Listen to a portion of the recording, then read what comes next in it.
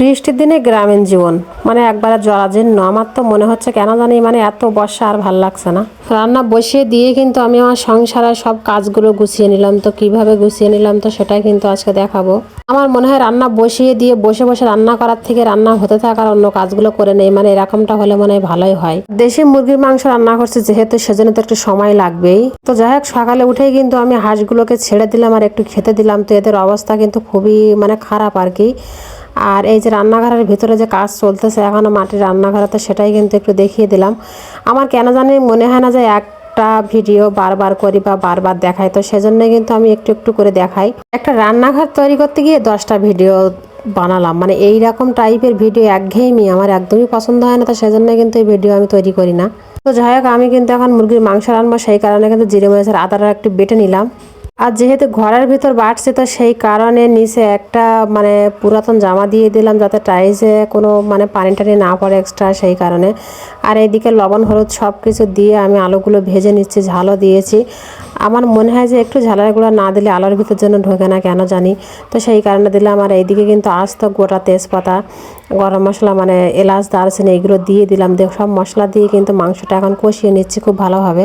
আমি সবসময় এরকম রান্না করার সময় গরম তেলের ভিতরে এই মশলাগুলো ছেড়ে দেই, যার কারণে মানে যে স্মেল মানে যে গন্ধটা আর কি যেন মাংসের ভিতরে মিশে যায়, আর মাংসের গন্ধটা যাতে কম লাগে সেই কারণে। আর দেশি মুরগিতে এমনিতে একটু কিন্তু তেল বেশি হয়, তো সেই জন্য আমি তেলটা কম দিয়েছি। তারপরেও দেখছেন যে কি পরিমাণে তেল উঠছে।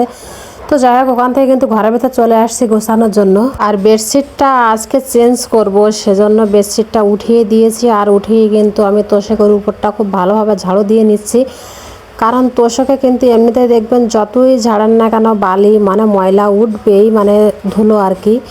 তো সেজন্য আমি ঝাড়ুটা দিয়ে নিলাম, দিয়ে নিয়ে কিন্তু আমি এখন বেডশিটটা ভালোভাবে পেতে নিচ্ছি। যদিও বেডশিটটা আমার এই খাটে একটু ছোট হয়ে গেছে, তো কেন জানি না। একই সাথে কিন্তু 4টা বেডশিটই কিনছিলাম, তো এই বেডশিটটা মানে সব আর 3টাই ঠিক আছে, একটাই ছোট। তো কিভাবে আসলো বুঝতেই পারলাম না। তো যাই হোক, এই জন্য সচরাচর এই বেডশিটটা আমি এই খাটের উপরও মানে পাতাই না আর কি। খাটের উপরটা গোছানো শেষ হয়ে গেছে, আর এখন কিন্তু মেঝেটা খুব ভালোভাবে ঝাড়ু দিয়ে নেবো। তো সেই কারণে ঘরের ভিতর যত পাপোশ আছে সেই পাপোশগুলো কিন্তু আগে ঝাড়ু দিয়ে নিচ্ছি। আর পাপোশের উপর কিন্তু এই বৃষ্টির সময় আমি আমার পুরনো যে কাপড়গুলো বাদ পড়ে ওইগুলো কিছুটা দিয়ে রাখি, যাতে যে পাপোশটা একটু কম ভিজে আর যেন কাপড়টা একটু বেশি ভিজে যায়। যা মানে কাপড়টা তো বেশি ভিজালে আমি আবার মানে কেসে শুকাতে পারবো, কিন্তু বৃষ্টির দিনে পাপোশ শুকাতে অনেকটাই দেরি হয়ে যায়। তো যাই হোক, ওখান থেকে গোছানোর পরে ঝাড়ু দেওয়ার পরে কিন্তু আসলাম, মাংসটা কিন্তু এই যে কষানো হয়ে গেছে, তারপরে কিন্তু পানি দিয়ে দিচ্ছি।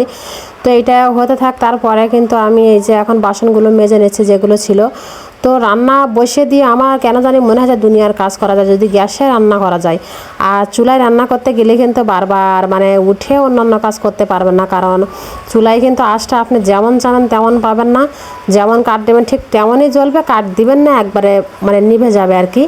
তো এমনও আমার হয়েছে ছেলে থাকতে যে রান্না বসিয়ে দিয়ে ওকে একটু খাওয়াতে আসছে কি তোরা মানে একবারে তরকারি পুড়িয়ে গেছে, আর না হয় একবারে চুলা নিভে আছে, মানে তরকারিতে কোনো বলকই আসেনি, গরমও হয়নি। সত্যি গ্যাস কিন্তু মানুষের জীবনকে অনেকটাই মানে সহজ করে দিয়েছে, মানে গৃহিণীর জীবন আর কি।